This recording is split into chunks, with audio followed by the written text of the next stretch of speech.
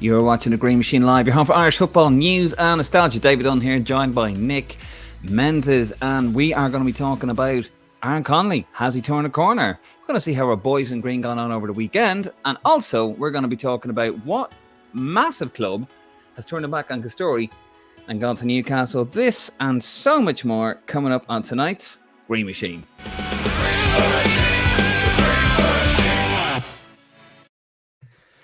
And of course, as we are Irish football's most interactive podcast stream, whatever you want to call this, show, entertainment, I like to say, we want to hear from you. We want to hear what you have to say about what we have to say. Say what you want, within reason. Don't get us thrown off the air, please.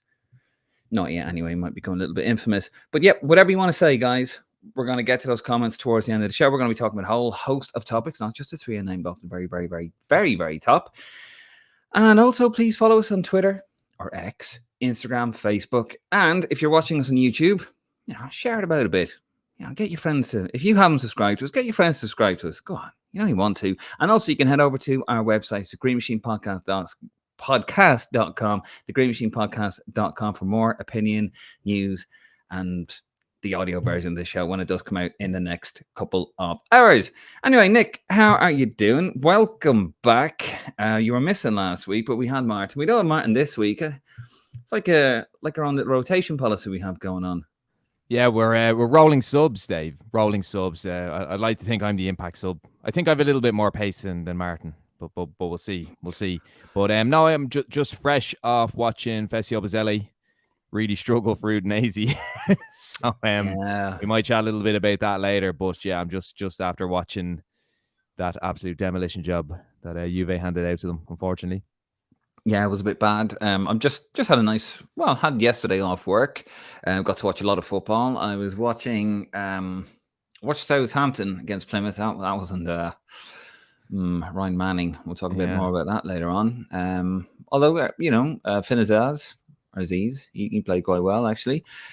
Dave, let's not add another mispronunciation to your ever-growing dictionary. Right. Let's do a little count up, okay? So we've Kiosi Ogbene.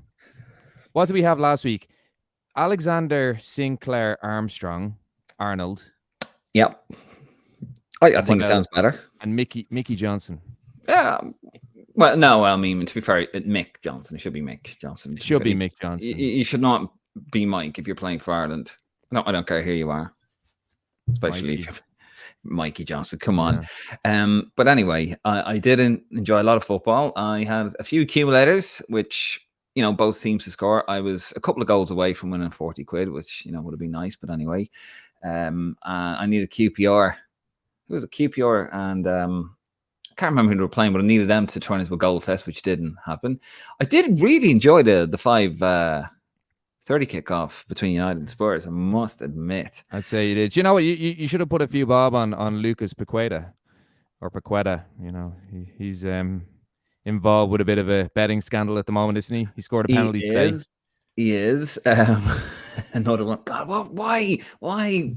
why gamble when you have all this money coming in? And also watched. I was very disappointed about Newcastle Man City, but that's kind of what I did. And we're a bit late tonight. I do apologise, folks, but unfortunately, my trains were rerouted from Charing Cross to Victoria because we're fixing the signal issues or the works going on outside the window. And of course, what happens in Victoria? The signaling system goes down. So what can you do? British Rail, Eddie, best in the world.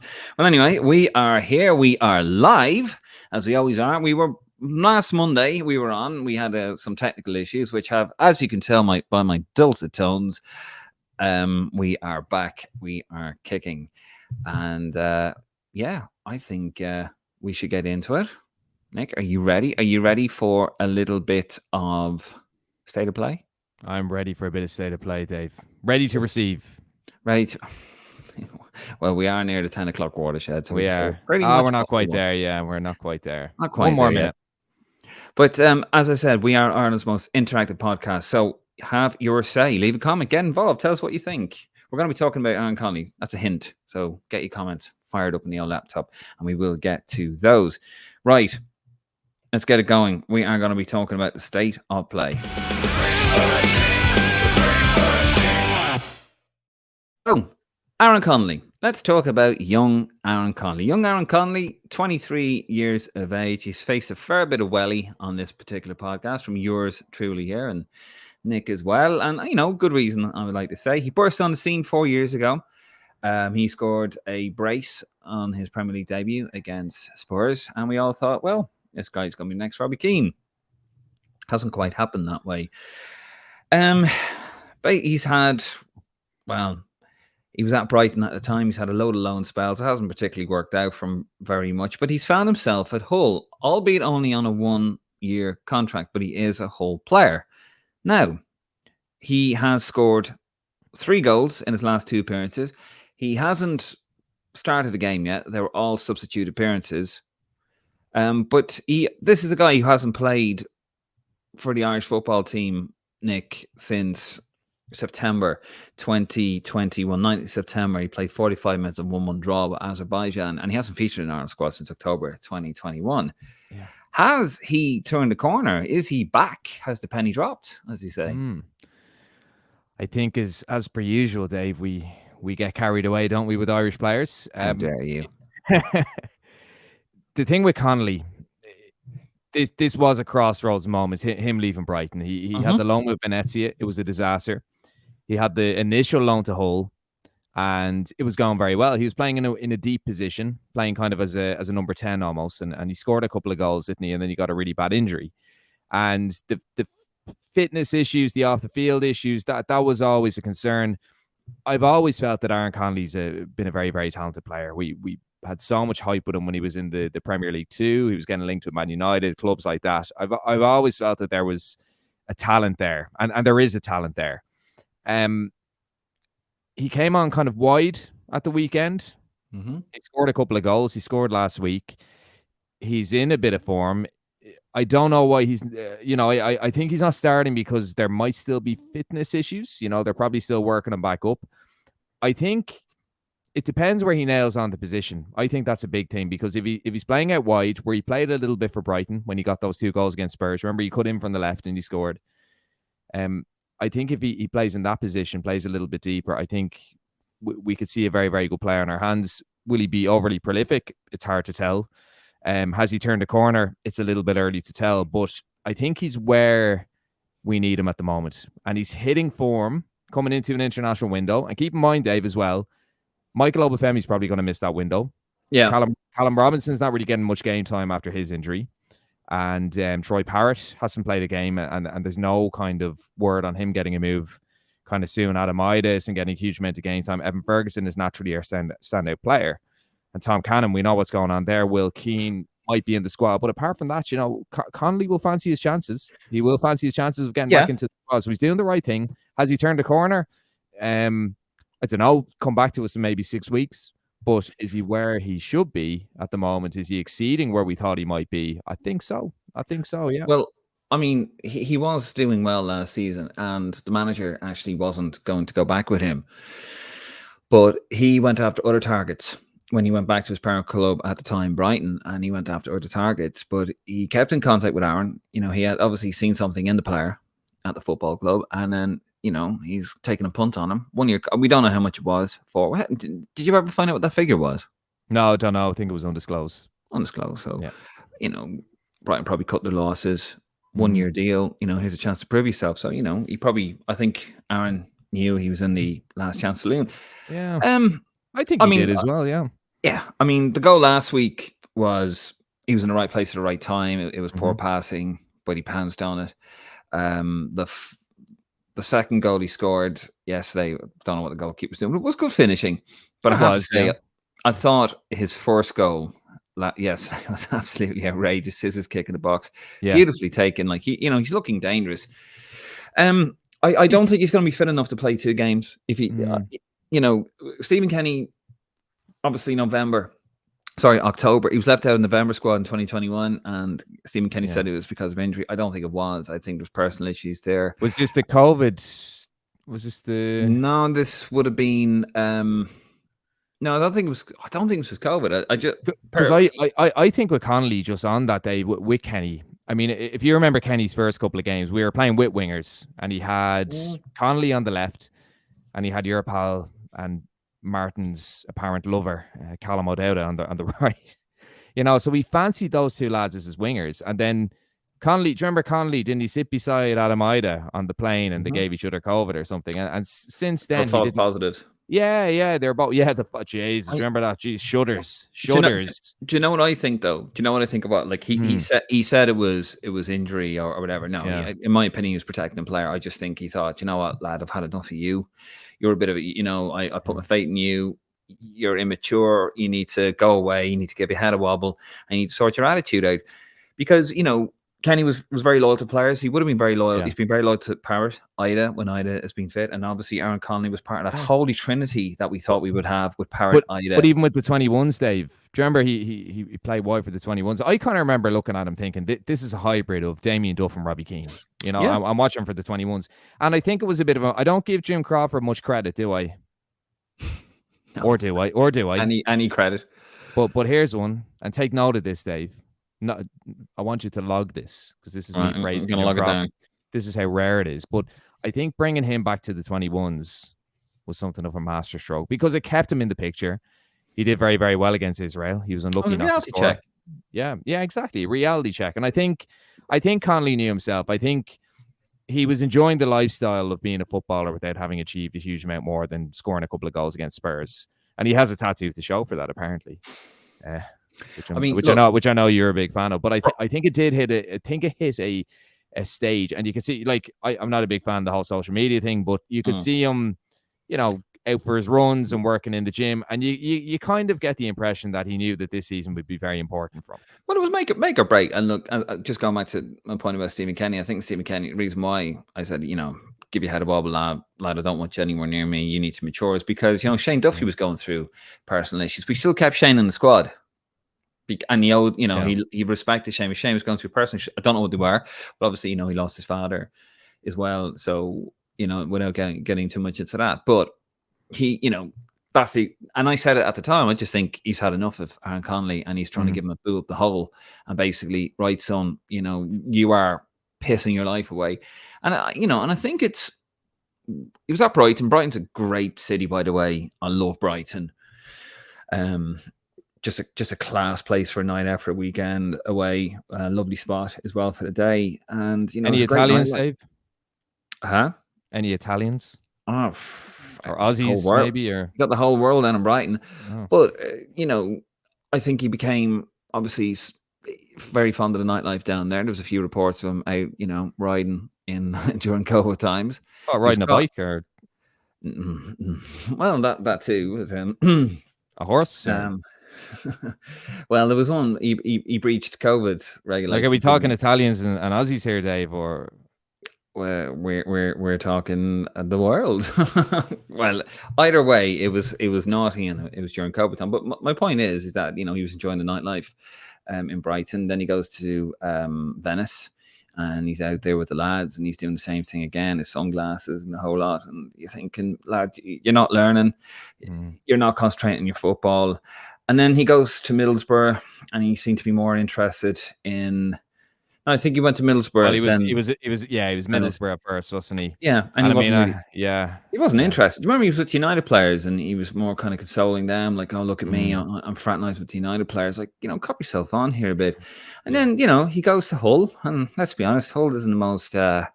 It's a harbour town. It's a dock town or port town. Sorry, in England, the north of England. It's not the most aesthetic of places. Yeah. It's quite tough. Middlesbrough, yeah. I mean, that's some that's what you needed. It's some session CV, isn't it? I mean, from Brighton to I think it was with Luton at some stage, to Middlesbrough, to Hull, Venice. Yeah, he's seen them all, hasn't he? He's seen all the different types of nightlife. Yeah, that's it. And, you know, he's gone to a place where he can get his head down. You know, just I've never been to Hull, but, you know, it's not you know, Brighton, Hull. It's not a party town. It's a hard-working town. It's a working-class place. It's, you know, good people, tough people up there in Yorkshire. And I think that's what he needs. He just needs a little bit of balance and stability. Now, look, he's got 3 goals in 2 games. He's done well. He has to keep it going. I don't think he's going to be fit enough for the Ireland squad. He's got to play two. You know, we're talking France and Paris. We're talking the Netherlands at home. He won't be fit enough to play those 2 games. As you say, he had a bad injury and they are building him up. And let's be honest, he probably hasn't been the fittest in the months previous to that either, because of the issues we were just talking about a few minutes ago. But on that, Dave, he might be fitter than some of the other options, because Ferguson's a shoe-in. We mentioned this already. Ferguson's a shoe-in, and I know that there's not many fans of him, but Will Keane, I think, is going to be in that squad. But Troy Parrott will be short on game time, as will Michael Obafemi if he even makes it. Callum Robinson as well is still coming back from an injury. So if you're to weigh up fitness, Connolly and Robinson are probably on a par. He's probably going to overtake Obafemi if Obafemi isn't fit in time. So there could be a spot from Dave. Maybe here's another thing, right? Just going to put the cat amongst the pigeons, or the chat amongst the pigeons. You know, Will Stephen Kenny, he's a strange one. You know, when he's if he likes you, he really looks after you. When he doesn't like you, you know, ask Ryan Manning. Not that I know Ryan Manning's done anything. I'm not insinuating that. Just doesn't like Galway people in other terms. Well, is that it? What happens if maybe Stephen Kenny goes, nah, you're all right. Okay. As I said earlier, Dave, I honestly think he likes something about him. Like I don't think Connolly is a centre forward. I think he's a wide player. I think he's good at driving in from the left, and I think Kenny has always given out about his lack of wingers, hasn't he? And he's going to be under pressure against the French and the Dutch. He'll probably go with his his 3 at the back. He'll probably be stubborn and go for the 2 wide men like he did against Gibraltar. And he might look at Connolly like he did against Azerbaijan, where the midfield got run ragged, but he might say, well, there's my runner, there's my man who can carry the ball. And you never know. Like if he scores a couple of more goals, Dave, like how many weeks are we away? How many weeks are we out from the first game is on the 7th. Yeah. So 3 weeks out, give or take. So 3 weeks out, but the squad is named in about 2 weeks' time, isn't it? Well, if Connolly gets a couple of more goals, Kenny's thinking, well, here's a guy who can play down the middle in my front 2, or he can play in that wide position. And he liked him. He liked him enough to start him in his first few games when we were playing with 4 at the back. And I think he sees something in him. I know I gave Jim Crawford a bit of credit earlier, but I'm going to take it back straight away. I think Kenny instigated that return to Connolly for the under-21 team. I think he sees something in him. I don't think, look, I think Aaron Connolly, look, he's going to end up being a very good championship player. I think. I don't think he'll get any further than that. I think he'll do absolutely fine with us.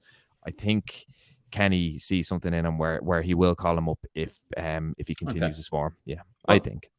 Well, we're going to see what happens. Hopefully he keeps it up. You know, I've given him plenty of stick. He's had plenty of stick on this podcast. Rightly so. You know, we don't do it to be horrible. We say how we think it is. So from a footballing perspective, and I know we discussed the nightlife and stuff, but it's impacting on the football, so we have to bring it up. Absolutely. And you know, having said that, I'd love a night out with Aaron Connolly. I'd say it's I'd say you'd end up in different dimensions and everything. What, in Hull or Brighton? Well, I was thinking Middlesbrough. Anyway, we're kind of moving on. Best luck to Aaron. Hopefully he keeps it up next week, and hopefully, you know, he plays his way back into the boys in green. That'd be fantastic. Right, we're going to move it on to, speaking of which, our boys in green. I've got to take off the leave a comment, get involved thing in there. By the way, we see a comment about Aaron Connolly. Keep him coming in. We are going to get to those, by the way. Do you think Aaron Connolly has done enough? Has he turned a corner? Do you think he should get into Stephen Kenny's squad? I want to see those comments coming in, guys. This is Irish football's most interactive show. Have your say. You can say what you want within reason. Right. And we're not behind a paywall. And we're not behind a paywall, funny enough. No, why is the story with everybody going behind a bloody paywall? Everyone, even Facebook pay. I'm not going to mention them, but even Facebook Irish football pages going behind a paywall. I wasn't referring to that, Dave, but I'm just saying. Yeah. Anyway, and tell us what you think about the paywall. you never know. In a couple of weeks' time, we might do one. Or no, we're not. Anyway, right, we're going to get on to our boys in green. Nick. Oh, I'm back on duty, am I? I'm back on duty. Indeed. Right, so our boys in green. So these are the player updates from the weekend. So as we just mentioned, Aaron Connolly, 2 goals for Hull City in the 2-1 win over Blackburn Rovers. Ademo Amaku, whose name I still struggle to say, he scored a fantastic goal. I don't know if you saw it, Dave. I did send it to you, so I hope you saw it. He scored a goal. No, it was a lovely finish, yeah. Lovely finish. Yep, so the 3-1 loss in Norwich City. who of course had Androm Obamidele off the bench, Shane Duffy starting, Adam Ida off the bench, and Tony Springett, who's a young man I would endeavour people to keep an eye on. Very, very good winger. Has had really bad injury issues, but he seems to be back in the frame for Norwich. Jason Malumbi, I don't think officially he got an assist for West Brom in the 1-1 draw with Leeds. I don't know if you saw it, Dave, but he didn't get a goal either. Yeah, he certainly forced the goal forced the ball towards the goal. And I was actually watching the match in a public house. And he went bananas after he scored, but it looked like it came off the hand of his teammate Asante. He didn't get it though, yeah, no, I don't think he even got the assist, but we have to throw it in because we were so stuck for stats this weekend. That's what you get here, folks. You get honesty. Somebody ran forward and we're all kind of, I was like, no, give me a second. And he did a celebration like his, and like, no, you may embrace me. I was like, come on, Jason. Yeah, it was not usual. Well. Yeah.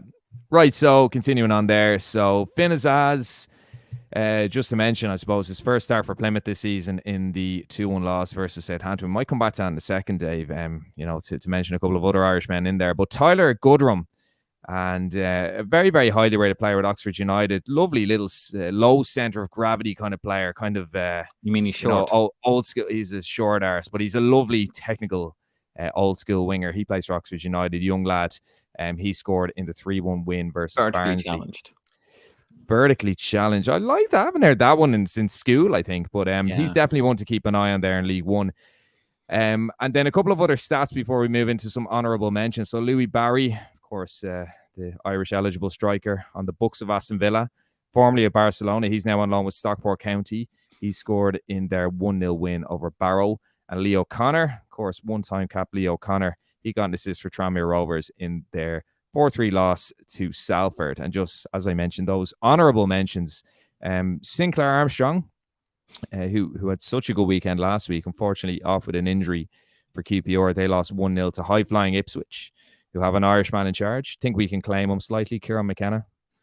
He played a bit of gas, so I think we'll claim him. And Luke McNally made his debut for Stoke City. He kept a clean sheet in their 1-0 win over Watford, and a lot of rave reviews as he got for Coventry last season as well. So not a lot of goals, not a lot of assists over the weekend, but some honourable mentions and some decent performances from Irishmen. Finn Azaz as well. I know, Dave, you watched the Southampton match. I actually missed it, but I watched it back as the City match was on. I don't know if that's bad, but commitment to the cause, and a couple of Irishmen on show. So Gavin Bazunu,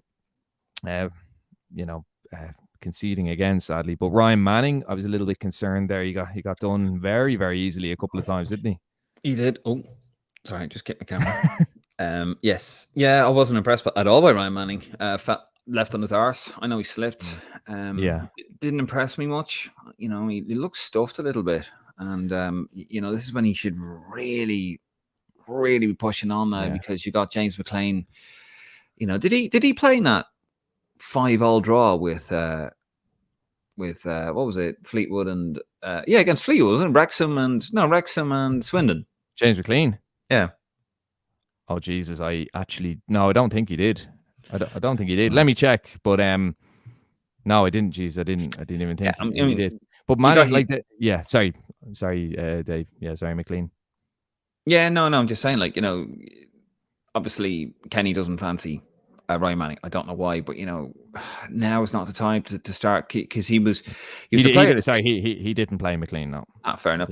I mean, he was player of the season for Swansea last year. Yeah, and he went, and he couldn't get in the team whatsoever. Even in November, he pulled out of the team because of personal reasons, whatever they are. I think that was trying to find a club. I mean, my kind of theory on it, Dave, he was poor against Lithuania, and I think Ryan Manning's one of his big weaknesses is he's not the paciest of fullbacks. Now, when he was playing under Russell Martin at Swansea, he played very inverted, like he played almost in midfield. Like he's a left back on paper and left back, overall. But I mean, played very inverted, and he'd be able to dictate the play a little bit from the inside.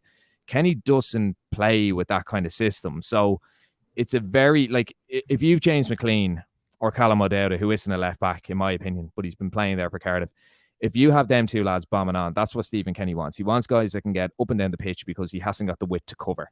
Ryan Manning, as technically good as he is, and as much as I think he can actually offer Ireland, I don't think he can play as that lone wide player. I know we're getting very technical here, but I don't think he's got the pace to do that. He's played on the left-hand side of a back three, a little bit like Seamus Coleman's played on the right. And I think he did slot in there against Lithuania. But if we went back to 4 at the back, I think he'd be ideal. I think he'd be spot on. But as a wing back in Kenny's system, I think he might feel that we get a little bit too stretched with his lack of pace. But other than that, you know, should they maybe be adapting things that Manning would fit into that system? I don't know. What do you think? Well, sometimes I think managers, you know, they want to get their philosophy across, don't they? No, we have to play this way. But sometimes, and this is the issue with international management, and this is why some club managers struggle with international management. You can't go out and sign the player you want. No transfer committee. You have to cut your cloth accordingly. And I think we should cut our cloth accordingly as well, because it's about getting results and playing a decent style of football. You can still play a decent style of football for the back, by the way. It doesn't always have to be wing. You know, there's more than one way to skin a cat. But it was just disappointing from Ryan Manning, if I'm being perfectly honest with you. He did struggle a bit, but look, anytime I ever watch him, he's never that good. But as I said, Dave, the way we set up against Lithuania, that wasn't the way that Manning would have set up for Swansea last season. And I think we've such a lack of depth in midfield, and we've such a lack of players who are capable of holding on to the ball in midfield. And I think the way the Manning plays, same with Southampton, he plays inverted. I don't want to sound all arsey and edgy and stuff, but he plays inverted. So you can basically have your midfielder, low blocks and reach arounds and happy endings and all that. But you can basically have Manning, quite central, that he's able to put his foot on the ball in the midfield positions, and he's creative. So you're almost counteracting an issue that we have if you're to put Manning in there, but you'd have to go with a back four. I don't want to get all technical and stuff. No, we won't. There's ways of doing it, but the current system that Stephen Kenny's playing, not the formation, he can play as a wing back, but the current system that Stephen Kenny is playing, I don't think it serves itself fully to Ryan Manning, and that the way he got smoked against Plymouth yesterday is testament to that. And another player to get smoked, Dave, who I was just watching there. Oh, geez, I feel like a roasting everyone. But Fessi Obazelli, he really struggled against Juventus, unfortunately. But Manning playing a high line, Jesus, he got turned inside out. I didn't see Festy was coming home, but you said he gave away a penalty. I think it was a harsh handball. It was a harsh handball, and just a couple of things. And again, it's not necessarily down to him. Like Udinese were very, very poor. Juventus were very, very sharp. First game of the season, and it's great that he's gotten in there. He's playing as a wing back. He was losing his marker a lot, losing his marker at the back post. Going forward, he looked very, very, very sharp. Probably got stuck in the headlights a little bit. Should have released the ball a little bit earlier, I think. But when he's on the ball, he looks very unpredictable. Looks very, very powerful. An inexperienced player in Serie A. So if he gets a few more games and he learns his trade there, he could be very, very good. But he's got plenty. But very, very raw still, Festy. Very, very raw. But you can see that there's plenty of positives in his game. Speaking of ability, Evan Ferguson shortlisted for the young PFA player just after we'd actually finished up here. I mean, that's a testament. Everyone's. We won't go on too much about it. Martin isn't here anyway. I'm sure he creamed himself when that was announced. But yeah, Evan Ferguson. He didn't. Did he? He didn't play, did he? He did, yeah. He just didn't start, but he came off with it. He clashed of heads, didn't he? Actually. Towards the end. Yeah. Right. Well, I missed that. Shows how attentive I've been this weekend. Did I get that? Or am I? I think you're imagining things, Dave. I probably am, aren't I? Yeah. He didn't start yesterday. He didn't start, but he came on. I thought he had a head injury. He got injured. Yeah, he had a head injury. He came up, but I didn't see it match of the day. So I must have dreamt that one up. No, I've nothing there anyway. That's why you tune into Cream Machine. You know, if there's no news, we just make it up. Yeah. It's if it's good enough for the big boys, we can do it. Also, but no, fair play, Evan Ferguson doing everything. I mean, to be fair, that Brighton team are on fire, and he's going to be wrapped in cotton wool. £120 million transfer fee they put on him, and he said they're not even going to consider selling him for like the next 5 years, which I think is right. I know Martin wants him to go to Man United next week. Oh, I was seeing how Man United like yesterday. Yeah. Now on that, Dave, and I know I wasn't on last week, but just to kind of come in on that, I mean, if you think of our last two Young Player of the Year nominees, Seamus Coleman and Stephen Ireland. Now, Stephen Ireland was with Man City as they were coming into money and so on, but Seamus Coleman is one of those players that you always feel, could he have gone to a Champions League club? Could he have gone to a bigger club than Everton? And you don't want it to be the same for Evan. Will it be a thing that in 10 years' time he's still with Brighton? And was there a season where he dipped off form and then interest cooled with clubs? So I don't think there, like, I know there's all this talk, and I know Gary Lineker kind of sparked the Spurs thing, but I don't think there's any concrete interest in him. But I think when a player is in form, and when a player has an opportunity to play, like I think if Evan Ferguson went to Spurs, he will play. I've no doubt about that. Richarlison is horrendous. Richarlison, yeah. Richarlison, yeah. I'm going to go and be about my pronunciations. Yeah. Excellent elocution over here, son. But having said that, if you look at Spurs, they're a team on the up. And if you look at Pesanoglu, he seems a very, very good manager. He seems a good coach, a guy you trust, and you could imagine him developing Ferguson. Sorry? Ange Postecoglou. Postecoglou, yeah. Never ever slack me over my pronunciation. Now, out of all the football pronunciations, Dave, that are difficult, that has to be one. But anyway, I get the difficult ones right, and I mess up all the easy ones. The easy ones, yeah. Trent, what is it? Sinclair, Alexander, Armstrong, Arnold.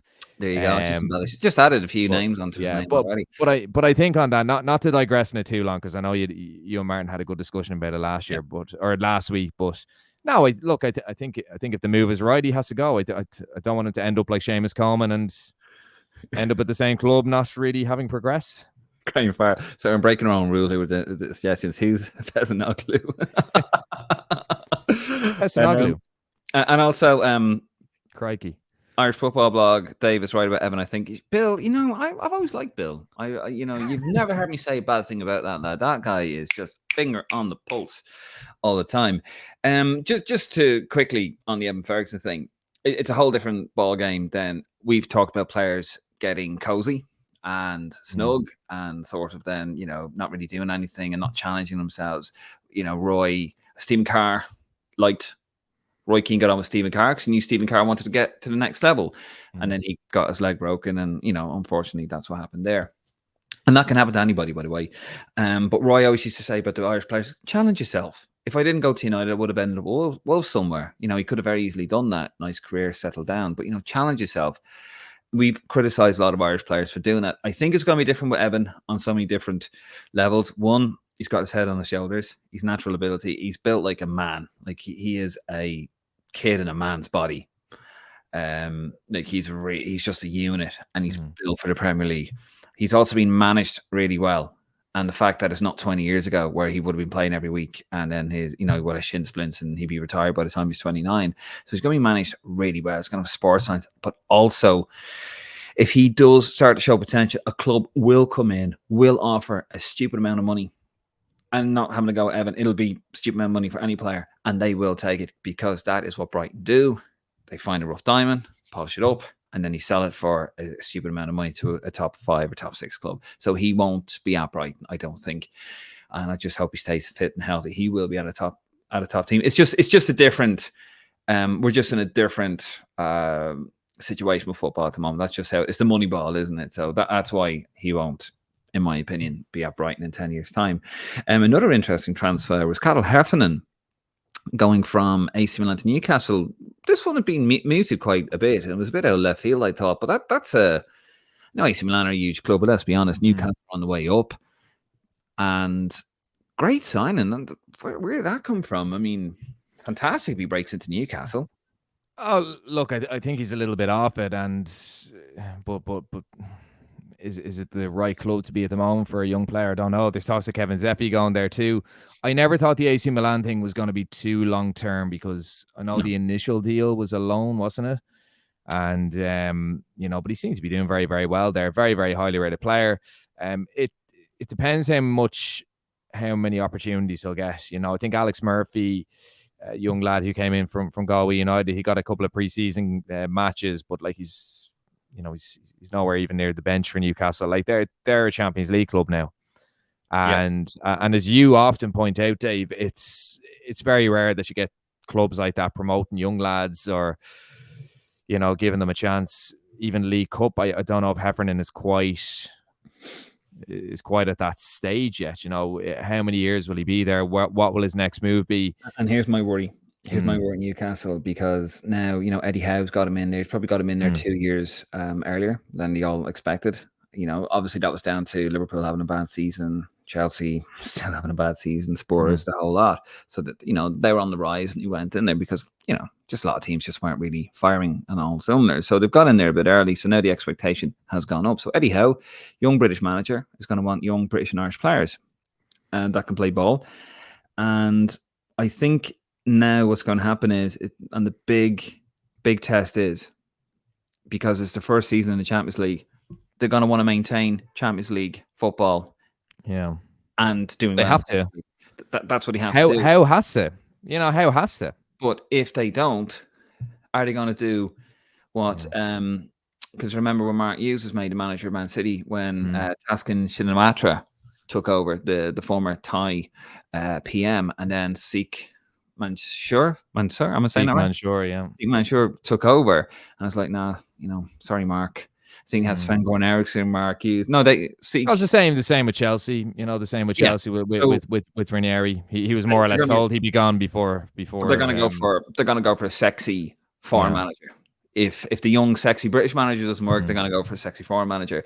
And I think someone like Carl Heffernan could get lost in the mix there, and you'll find him on loan. So I don't know. Hopefully it works out. I hope I'm wrong, but I'm always skeptical about these kind of moves, because they're going to play in Premier League 2. Premier League 2 is not the Premier League. Like they play against League 2 teams in the what's it called? Not the Johnson Payne Trophy, but whatever it is now, and they tend to get thumped by them.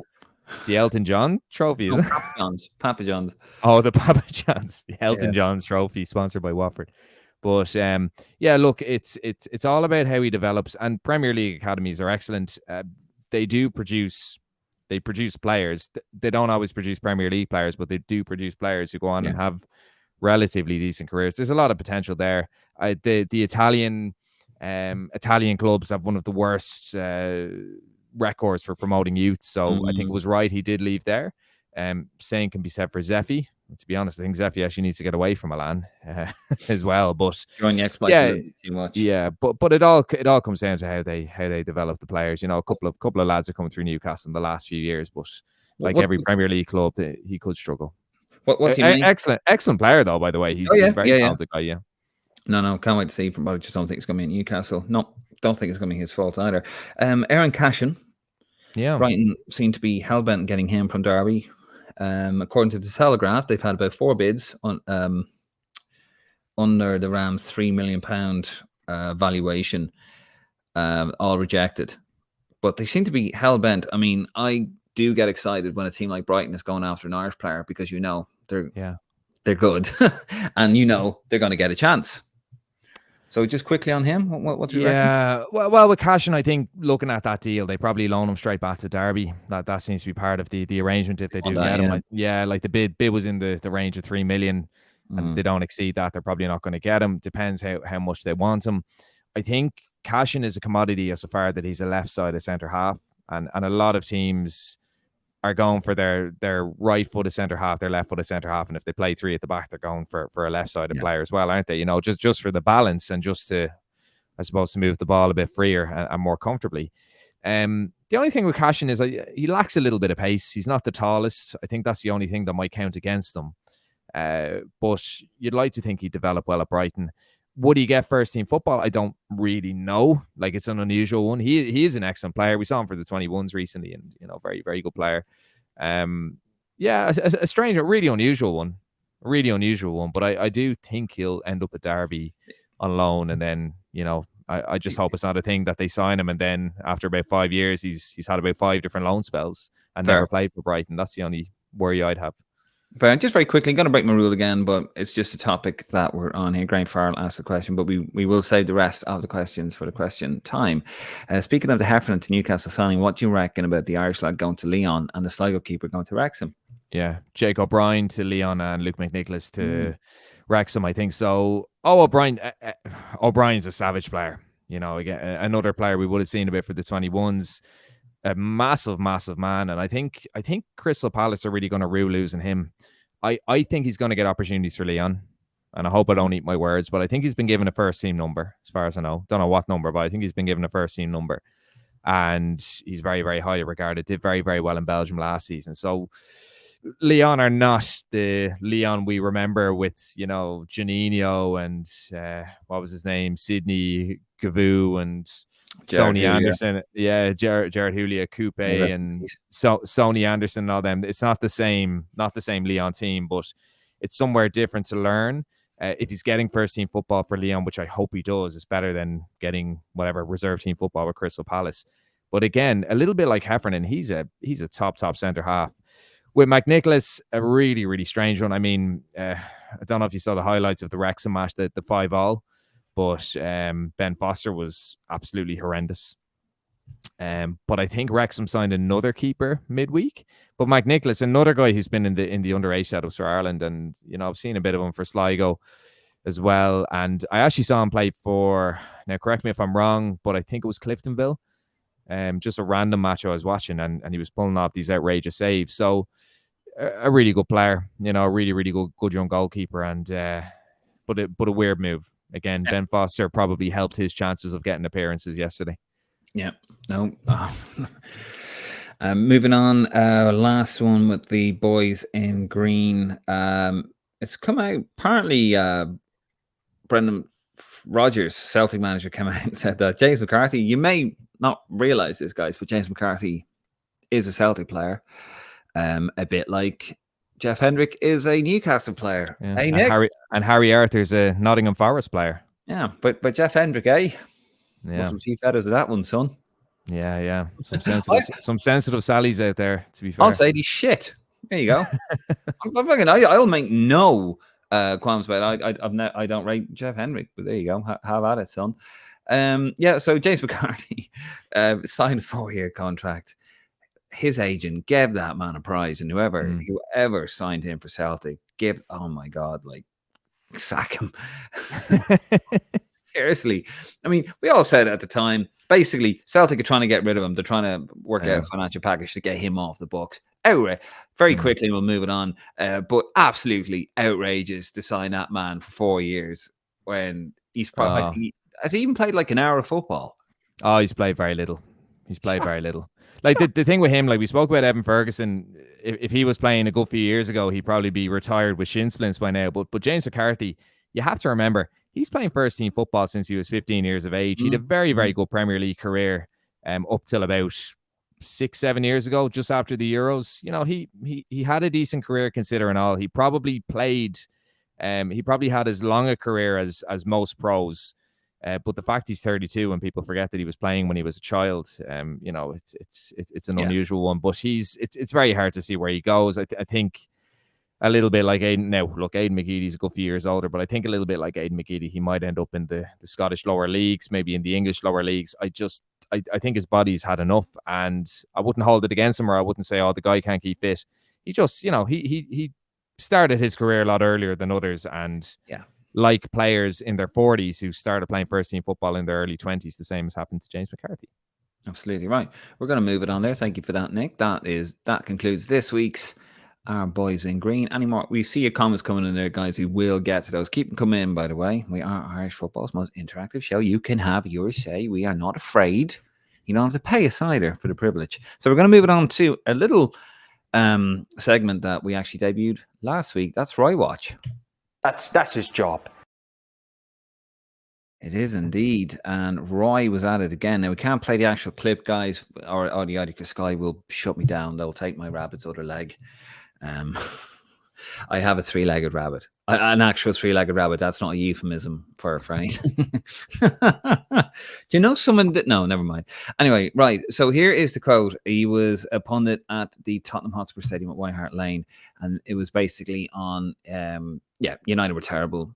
They were playing a team. United, the team that can't finish, playing against a team that couldn't defend. It did warm the old heart. But this is what he had to say about Manchester United. United are new Spurs. Desperate. They're bringing on Martial. You'd be better off bringing on Frank Stapleton than a normal Whiteside. He's not wrong, really. I mean, No.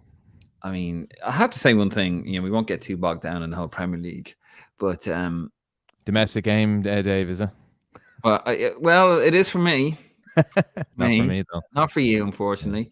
But I will say something about Ten Hag.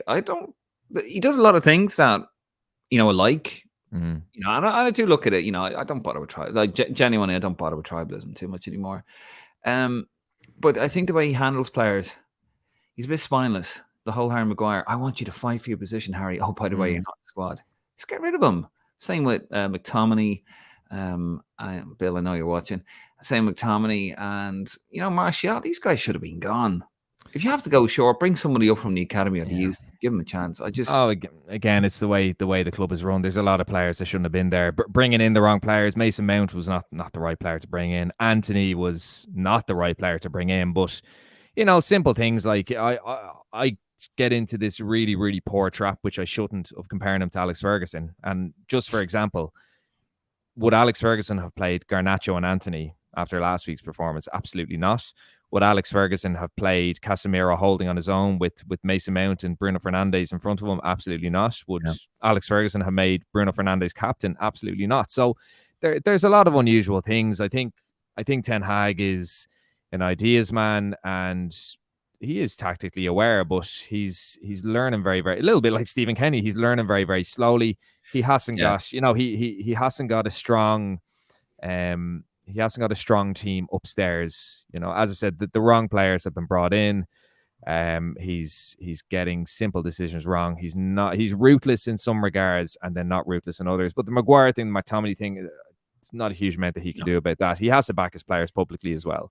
Because if they're going to be part of the team, if they're going to be in that environment, he has to keep them happy. You can't have someone pissed off because it upsets the apple cart. No, absolutely. Happy dressing room. Well, there you go. That's this week's Roy Watch. We're going to move it on to another little segment. Regular. We didn't have one last week, I don't think, and that is Social Media Watch. Kieran Boyle, you're going to enjoy this one.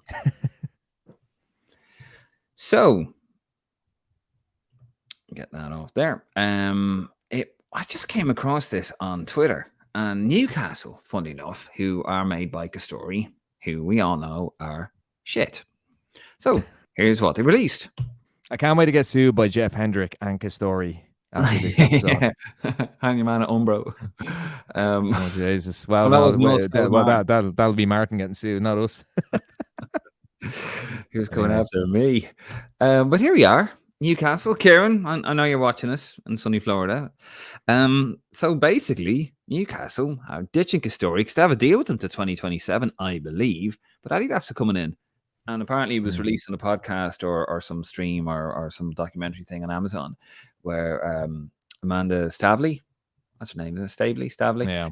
Where she's going over there signing a deal in Germany. But yeah, there you go. It looks like Adidas are back. So you never know. Could be hope for us, guys. When we start pulling up trees and winning qualifying tournaments, and Adidas might say right to Jonathan Hill when he flies to London because he won't be in Dublin, and he lash down a deal and go, there you go, Jonathan. Name your price. We want Adidas back. We want to start selling all the trefoil stuff. Still can't believe that didn't happen, but anyway. So there you go. Touchy subject. Look, on that, it's a strange one. I think there's no secret around Castore, and even during the World Cup, Dave, with some of the Ireland gear and stuff not being in the right position and all those aspects that go with it. They're two young lads, and fair play to them. The lads that set it up, I think they're from Liverpool or Manchester. One of them's an ex-Tranmere player, I think. But no, but look, they advertise themselves as a luxury sports brand, and it seems to be everything but. I think there's been a lot of, I don't know, like I could be completely speaking out of turn here, so Cricket stuff's nice. I'm open to correction, but it seems like a lot of corners have been cut with the quality, and we've already seen that with the Ireland gear. So yeah, Adidas all the way. Stuff upside down, that's shocking. I do like the cricket stuff. I was watching a bit of the Ashes there, and England's made by Castore. Well, it's funny because they have that's a big deal, and Newcastle is a big deal, and the fact that they've lost one very quickly is a massive blow for them. So I don't think the same will happen for Ireland. I don't think we're actually shrewd enough to come out of that. We'll see how the shirt sales go. I actually saw a couple of people wearing the shirt today, just by chance, sunny enough day, and people going around in football shirts. It will be iconic in a way because the women's first World Cup jersey is Castore, but it'll be interesting to see how the sales went, because if the sales aren't good, they might have the cop on to maybe find a way out of that deal. But I don't think well, they the are FA shrewd enough. Went with them because they offered them more money than God, apparently. So, are we going to see, if they keep losing these deals, are we going to see? But it's never, and we've had this conversation when the Castore deal was discussed and when it was disclosed. But we wanted Umbro. Look, there some nice Umbro jerseys, some poor Umbro jerseys. We wanted a freshen up from Umbro, and when we changed, it was Adidas. We wanted Adidas, and then it was New Balance, and then it was back to Umbro. They had a couple of nice kits, then they went a bit downhill, and then we wanted Adidas. We knew that the deal was coming, and we got Castore. We got the one. Probably the one deal that nobody wanted, which just shows. And the same with New Balance at the time, because I think Liverpool had it, and Celtic had it, and they were trying to get away from that. And it's just a lack of awareness of what the fans want and what the fans would buy. Exactly. Right. We're going to move it on there. Here's hoping, by the way, for Adidas for Ireland. Who knows? Or you could have Nike if you want. Head over to the shop, greenmachinepodcast.com/shop, and get yourself a Green Machine shirt. Look at that. Badges is the right way around. Do you remember when bit of inside baseball here? Do you remember when Martin got one of the prototype shirts done? Oh Jesus! I wish he had the photographs. Like, look at me, lad. This is great. Fucking crash is the wrong way around. Oh Jesus! Not the stuff that's available in the shop, by the way. Just let you know. That was a prototype. That was a prototype, and that was a stick-on badge. That's actually embroidered. Very nice shirt. Actually embroidered. That's probably stitched them. So is this one here. But yeah, I just remember that. I was like, look at me, lads! Isn't it great? Like, Martin, little face. I haven't seen his comment there actually. Hope you're well, Martin. Down, he's over in Ireland at the moment. I hope all is well, Mrs. Prendergast. We hope you're doing really well out there too. Right, we're going to move it on to the comments. I probably should have a little cutscene actually for the comments, but maybe next week. John Griffin, as always, giving us big love. Thank you very much on Facebook. Good to see you're doing well, John. As always, Graham Farrell showing his love for his favourite show. Yes, how's it going, gents? It's going very well, Graham. And then he follows it up. God bless you, Graham. Spurs 2, Scum 0. Hilarious. It was hilarious. Nuri Newick, always big on the innuendos. You are another one there, you saucy beast. Hope you're doing well over on our YouTube channel. Stephen Ring, evening lads. Thought Connolly took both goals excellent, although the goalkeeper's positioning for the second was very questionable. But in a toss-up between him and Armstrong, who would you pick? Nick, quickly? Oh, probably Connolly. I think Armstrong's still quite raw. Excellent player, but still quite raw. And injured. Yeah, well, don't think it's long term, but yeah. No, hopefully not. But fair point. Graham Farrell, Connolly does come across as a bit of a mad thing. Main reason why his career has stalled. Think at Hull, he's starting to get the message, as Rosner doesn't seem to take any bullshit. Yep, that's the manager there. And as we did say, Graham, Bro Senior. Yep. Bro Senior. Rosner. No, Rosenior. Liam Rosenior. Rosner. Another one for the list. He was going to go your list, but he was going to go elsewhere, and he thought, you know what, I couldn't get my targets. I'm going to go back to Aaron, and he's doing the business for him at the moment. Kieran Boyle, how you doing, Kieran and Sunny Flora? Not buying this Connolly stuff. He's done nothing since those 2 goals 4 years ago. Nothing. The ship has long sailed on from Connolly. Shouldn't he be considered for a squad position? At least 10 strikers ahead of him. Hashtag away to Jesus with Castore muck. Hashtag Adidas forever. Well, you might be happy, Kieran. I think it's a bit strong, Kieran, but Fair enough. That is your opinion, but I think Kieran's a good excuse for that comment, though, that you might have coming up in a few minutes. Oh yeah, actually, what was that? You you had a little interaction, didn't you, on Twitter? No, not at all. No, I just mean from now. Scrap that, Dave. Let's move it on. Oh, sorry. I totally lost me there. Yeah. Where are we? Martin Shields. In fairness, you can get a good bag of cans in Brighton. You can indeed. And you know what, Martin? You can sit on the beach with them as well with a deck chair. Trust me, I've done it. It's bliss. Kieran Boyle. Why in Jesus are we still about Connolly? If Kenny picks him, then he truly has lost the plot. Hashtag away to Jesus. All right, Kieran. Leave poor Aaron alone. We give him enough stick. Irish Football Blog and ROI Player Tracker. Oh, they've combined together. How you doing, lads? Nick is bang on. Connolly is a coincidental left winger, reminiscent to Duff in his head down dribbling style. Oof. Duff with his head down. No comment from Nick. Graham Farrell. Do you reckon that Benny will do well at Luton? They're playing. When are they playing again? Monday, is it? Yep, playing tomorrow. Yeah. It's gonna be a tough season for him. Very, very tough season for him. I think I've been very, very negative about Irish players of late, but no, they're not playing tomorrow. Sorry. Anyway, I always have a concern about Ogbeni that he lacks end product, and I hope I eat my words. I really do, because I want to see him doing well.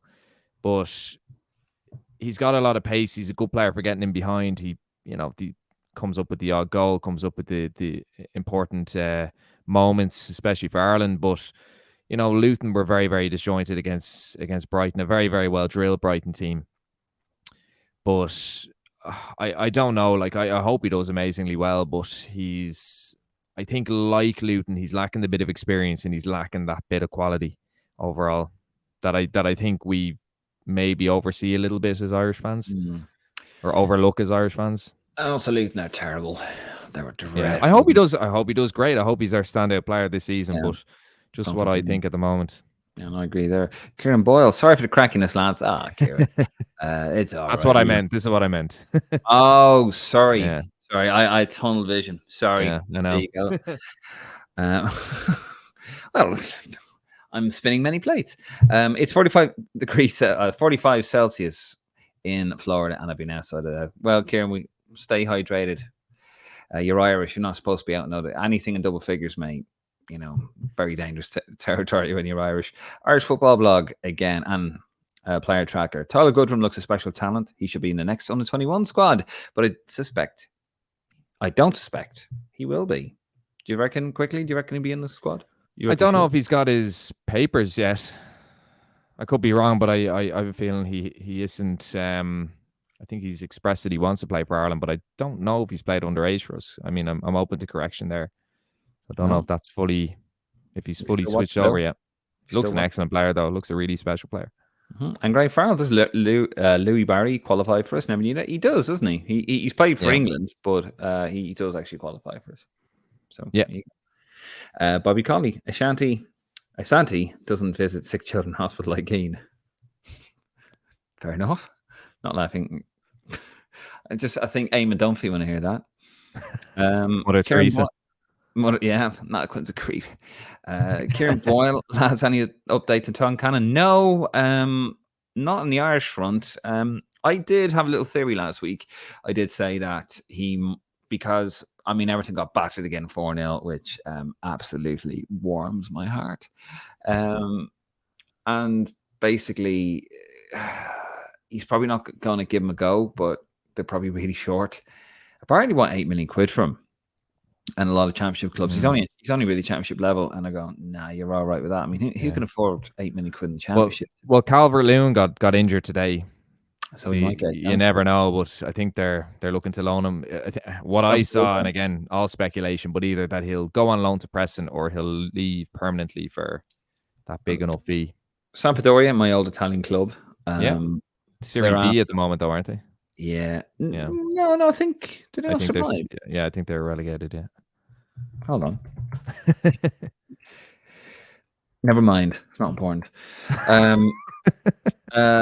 Yeah. So they're after him. To be fair, Dave, I've gotten a lot of things wrong tonight. So you're right to check. I'm actually, no, to be fair, I'm actually reading Football Fan Cast that has Sampdoria down as a Serie A team. So do your bloody homework. Making Nick look silly over there. So yeah, no update on the Irish situation. And Graham Farrell says still silence, I think. And Kieran Ball responds and goes, not a good sign. No, it is not. And then Graham Farrell, hides what he doesn't really. Graham doesn't really tell us what he thinks. There you go. No, it's not a good sign, but if he doesn't want to play for us, fuck him. Fuck him. Glenn Forbes. Sorry about posting my question twice last week. I missed a word and thought I had deleted the post and then redrafted it and posted again. I think you have to have Connolly in the squad. If you have some inform and scoring, I don't think we can afford to leave him out. Thanks again for a great show. You're very welcome, Glenn. No problem at all, pal. Who am I to have a go at anyone making mistakes? But thank you for your comment, Glenn, and thank you for watching. Just to let you know, Dave, Sampdoria are in Serie B. They finished rock bottom of Serie A last season. It's not important. We need to actually do some point scoring in these episodes, Dave, and I'm on. No. I don't recognize that. Sorry. I recognize, but that part of the show had moved on. Besides, it already checked it. Martin Fitzpatrick. I don't know what you were checking though. No, I actually, yeah. They will. They could be coming back to Serie A though. They yeah. They 3-1 up the door yet. You must have been looking in a fucking crystal ball. Fuck you, Fancast, and your shit information. Anyway, Martin Fitzpatrick heard over the weekend if Ferguson is sold for 120 million, it's the same amount to Bose as winning the League of Ireland 100 times. 15 mil or something, yeah. Yeah, that's probably what £5.50. What did he win? He win like something very like little, 100 grand or something, isn't it? That's very little. Yeah. David Dowling has a question. Who would you pick for a breakthrough season like Ferguson had last year? Probably Trevor Sinclair. I mean, he was up. Trevor, yeah. I mean, look. I mean, he's about 50 now and played for England, but he's Irish all of a sudden now, isn't he? That is true, actually. So Dave, you're not actually wrong. He could. David Dowling might have meant commentary breakthrough. The lad of QPR. Do you know what? He was very unlucky. He did go off. Sinclair Armstrong. He did go off early. Yesterday with an injury, but he hit the post and the ball hit off the inside of the post and hit the other post. So he looked sharp. I think it's going to be Sinclair Armstrong. I do think he's going to be the breakout guy. Still in the championship, but the championship is a very good league, and we need it. Graham Farrell. Lads, the worrying thing is there's nobody to dislodge Matt Doherty from left wing back spot. The lad is terrible and has the personality of a wooden spoon. Well, he certainly, Wolves are getting the wooden spoon at the moment. Absolutely battered at home to Brighton yesterday. They were kind of unfortunate, actually. They probably should have had the lead, but yeah, and he didn't even play yesterday, did he either? Glenn Forbes, I think there's a concern of Kenny's lost the team after the Greece game. I've no doubt the lads will give it all of it against France and Netherlands, but wonder if heads will drop it to concede a goal or two. I think, Glenn, I totally agree there. For me, I think Kenny lost the plot and lost the team after November. With that, I think that for me, would you agree there, Nick, quickly? That was it really for Kenny November. What, from the players' perspective? Yeah, just not giving his fringe players a go with two meaningless. Two meaningless games. He actually could have turned into. You'll never hear players coming out publicly against the manager, especially at the international level, because that can end their international career. But even the Gibraltar game, I know we ran away with it in the end, but it didn't look like a team that were playing for the manager. No. Graham Farrell, speaking of the heifer and signing to Newcastle, what do you think about the lad that went to Leon? Sorry, I asked that one earlier on, didn't I? Yeah. Kieran Boyle. Any clubs who knowingly signed a deal with Castore has what's coming to them. It's muck, cheap tack, and make awful-looking jerseys. I'm sure everyone's trying to get out of that deal except the FAI. Again, Dave, as I said, those two lads who have the company, they seem to have a very good address book and a lot of contacts and are very good at networking, but I don't think their final product is any good. the Avon Grant of football shorts, and he looked just as miserable. Geraldine Alucci Origi, all the signs are wrong. Geraldine, one of our top fans there, because that's no spam. Geraldine, how are you doing? Come on, name an Ireland player other than Neville Ferguson. What, you probably give me a history lesson. Graham Farrell, yeah, I agree. He's supposed to be class. O'Brien was surprised. Palace let him go. Jake O'Brien, yeah, there you go. We were talking about him earlier on. Stephen Ring, I've seen Ben Foster. I seen Ben Foster got slated over the 5 goals yesterday, saying the majority were savable, so he could have a chance at Wrexham. They were outrageous. Outrageous, some of the goals. Yeah, he's kind of lost it now, isn't he? Oh, yeah. And Graham Farrell continues on that. I thought Sligo were left massively in the lurch by the McNicholas going. Very poor deal, yeah. Yeah. Graham Farrell felt sorry for McGady at us, Hibs. Played in a friendly against Norwich, got a bad injury, did well, and then broke down again, but I've kept him for another year. Yeah, he got a good innings, McGeady, to be fair. He's, what is he now, 37, so he would have been 36 when he joined Hibs, and he come off a couple of very good seasons with Sunderland, so he kind of got a bit of stoppage time in his career, I feel, but he's doing well now. He's coaching now, isn't he, with their... Well, not these two. I don't know if he's doing well. Jesus, I think he's only there a couple of weeks, but he got a player coaching deal there. So the very best of luck to him as he winds down his career. Best of luck, Aidan. Never really got going. Graham Farrell, for the love of Jesus, get Adidas back soon as. Stephen Ring, I'm convinced the only reason Castore jerseys are selling is because of the Women's World Cup. I think I'd agree. Yeah, I'd agree. Speaking of which, there, obviously England lost out today against Spain. It was actually a decent final, to be fair, decent tournament. It's all a bit mad, isn't it? Very quickly now. It's all a bit mad with Vera Pauw. There was an article of Paul Rowan, and I think there was a quote there that somebody said she was a dinosaur. Part of the team. And you kind of think, wow, this manager got you to your first ever World Cup. Yeah. But so I mean that is gonna. I think this is something that's going to be a massive discussion. Martin is, he is our women's football man. And I mean, we will have a good chat about this over the next few weeks. I think a lot of things are going to come out in the next few weeks, and I think a lot of unfair things are going to come out in the next few weeks regarding Vera Pauw. Now, as I said, I could eat my words. There could be more to it, but I think we love a witch hunt at the moment in 2023 with every kind of walk in life and anything in the public eye. And I'm really afraid that Vera Pauw is going to be next on the list, unfortunately, for unfair reasons. Yeah, I think it's ridiculous, to be honest with you. But we'll see what happens. Viva La España. No. I wanted a bank holiday. Fucking Tories wouldn't give it to us anyway, will they, bastards? Graham Farrell, loving the hoodie, Dave. Will you be selling it? What, this particular one, Graham? I unshowered. That's for my OnlyFans page. I don't actually know. Sure. It is nice. It is actually very nice, and it's embroidered. I don't know if there's enough call for it, Graham. We might actually start selling these. It's a beautiful badge, as you can see there. If you guys be interested, let us know if you'd be interested in buying some. Still more. A few jerseys left, I think. Not many. No. But there are a couple of jerseys left, as far as I know. Martin is the stockholder. Yeah, he's over in Kilkenny trying to flog some more. Stephen Ring, Castore also recently fucked up the new Leinster jersey by adding an extra star, and someone uploaded a pic of Alvarez with no crest. Amazing. Graham Farrell, Nick's right. Nick's never right, Graham. Especially about Serie B, or B, or A, or C, or D, E, F, G. Moving on. Stephen Ring, I think this will be the shortest comment section yet. No sign of Daryl. Who is Daryl? Jesus, yeah. Daryl. Yeah. Come on, Daryl. We're going strong, Stephen. We are going strong. Graham Farrell again. He's a great lad, but not sure the Prem is his lad, but he'll work his ass up, but I think it'll be too much. That is for Kyozi. It is Kyozi, isn't it? Cheedozy. Oh! I mean, it looks not as bad as Trevor Sinclair, to be fair. At least that's an actual name. Jason Simmons.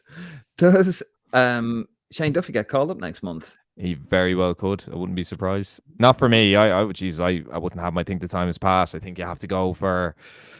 He's not a You have ball to go. player. You have to go for your Egan Collins and O'Shea, kind of trio. If he's gone with the three, I think. Well, if you think about it, Duffy's starting ahead of Dele, isn't he?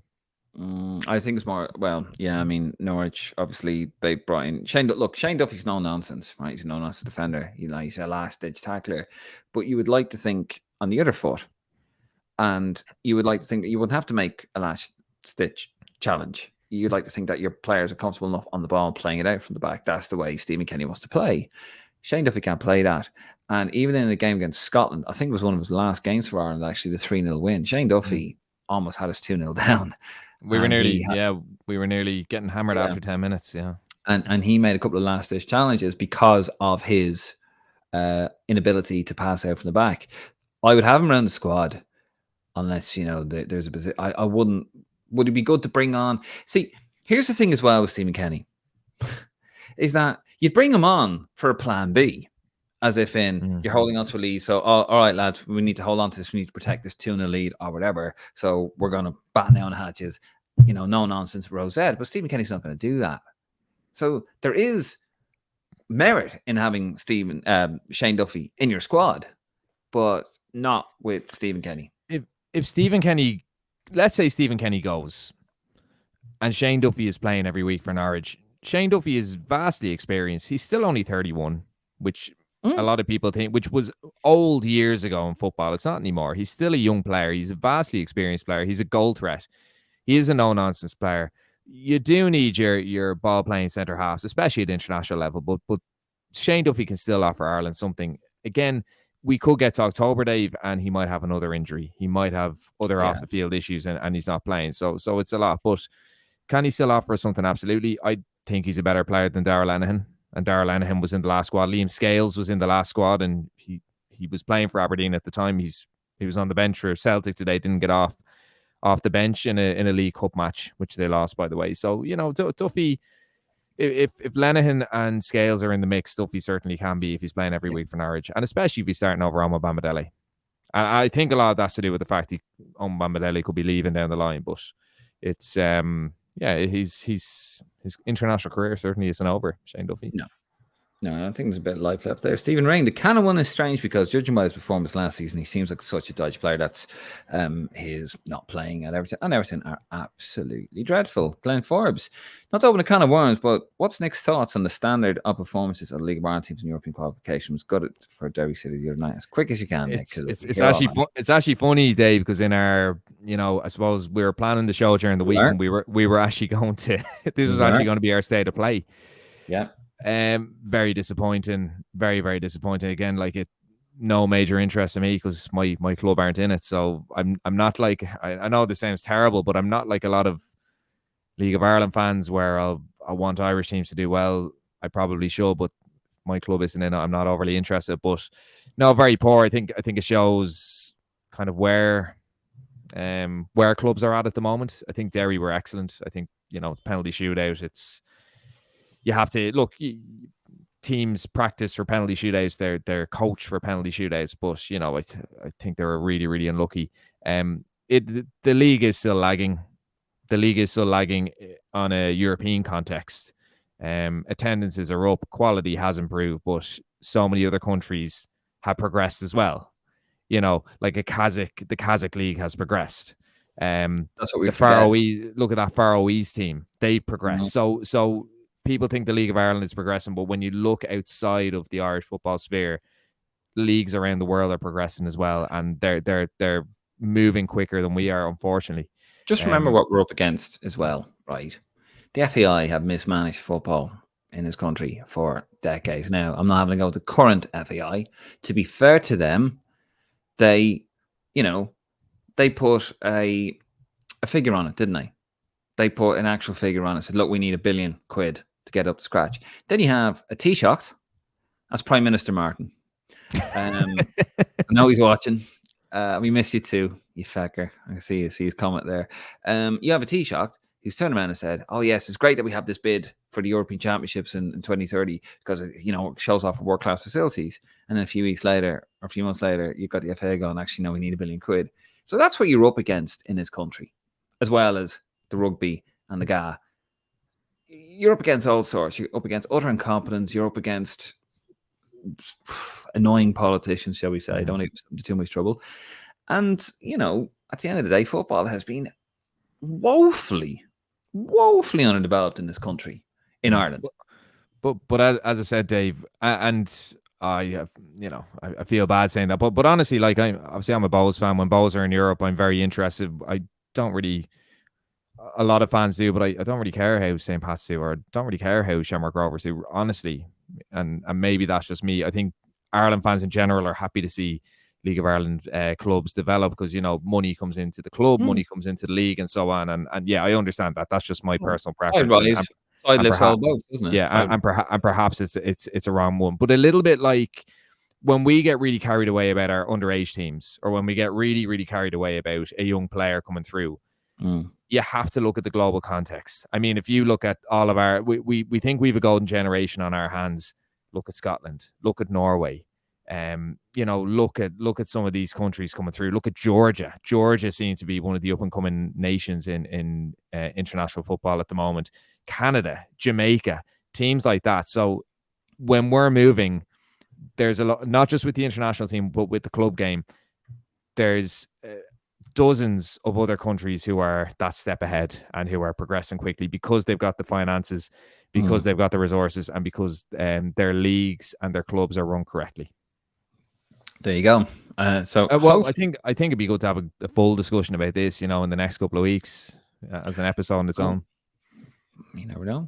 Might get a few lads involved there. So, Glenn, hopefully that answers your question. Probably doesn't. Probably doesn't. Graham Farrell, Trevor Sinclair, class pundit. Don't think he'll qualify to play for England, and he's 50. Thanks, Graham, for that. David Dowling, thanks, lads. Good show. Good, David. Well, glad you're watching and glad you're enjoying it, David. Thank you so much for watching. Martin Prendergast, miss you, lads. You're almost as much as Cod and Cousin Will. Cousin Will, he's currently injured, but not injured. I think he's only out for this weekend. I think he'll be back next week. The manager, Russell Martin, did come out and say. Graham Farrell, I'll be well up for buying it, man. Love the shirt as well. Okay, well, you know what? We might have a little think about it. It is actually really nice. It's a really nice top. Graham Farrell again. I remember watching Liam Scales last season for Aberdeen against Hibs. We won 6-0. He was absolutely awful. Wouldn't get a game in the Leinster Senior League. And Graham Farrell, Dudelange taught us a massive lesson, beating us 5-3 in aggregate. And the last comment goes to Glenn Forbes. Grand answer. Thanks, Nick. And thank you, Glenn. And thank you to everybody who was watching and commenting and listening. And we hope you are well. And that is the music. And that means that's all we have time for this week. Thank you so much for watching. Nick, thank you so much for being here this week. And as always, guys, you can catch us on Facebook, Instagram, Twitter, or X.